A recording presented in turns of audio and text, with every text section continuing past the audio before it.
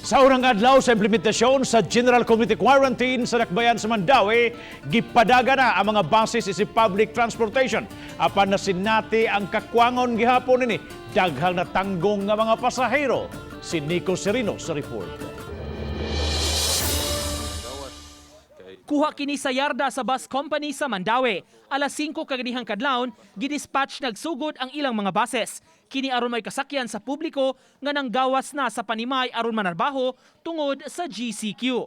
Giinspeksyon ni Mayor Jonas Cortez ang dapit kaganiha pagsiguro nga tunhay ang operasyon sa public transport. Apan pagkabuntag, daghan ang naglisod gihapon nga makasakay sa transportasyon. Nagpaabot sa mga bus stops apan dugay ang interval sa mga buses. Ang uban napugos na lang gani paglakaw aron dili mauwahi sa ilang pagbalik trabaho. Napugos na lang kay layo man kay wajy mo sakyan. Oy jeep, Wala. Mas makihits ra ko sa inyo, wala jud mo kuan pud. Pagsaon na kayo. Oh, balik na ko duty. Bisa lagi kay sakay? Oo. Nawa ko kasakyan nga binatog na ako yung bisikleta kay okay na. Ako di ba untag iya og duty ako di ba kay manawag ra ko.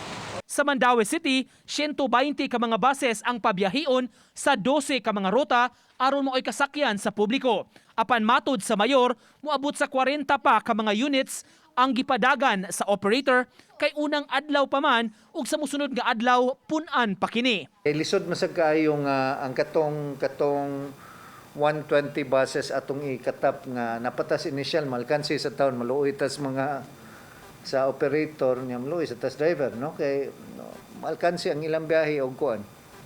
So ato pa ning gi-studyohan. Gitan-aw lang usa ang kuan ang volume sa pasahero but eventually mo add ta og additional bus.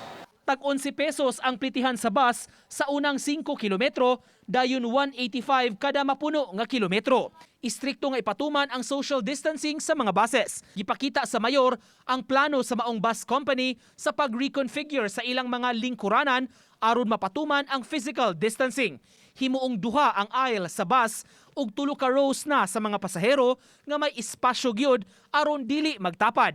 Samtang wala pa gitugta ng LTFRB nga makabiyahe nga jeepneys, kining usa ka jeepney terminal sa gawa sa usa ka mall, mga bus na karon ang migamit. Nihangyo na si Cortez sa tagduma sa bus company nga kun mahimo, i-hire ang apektado nga mga jeepney drivers sa maong kompanya.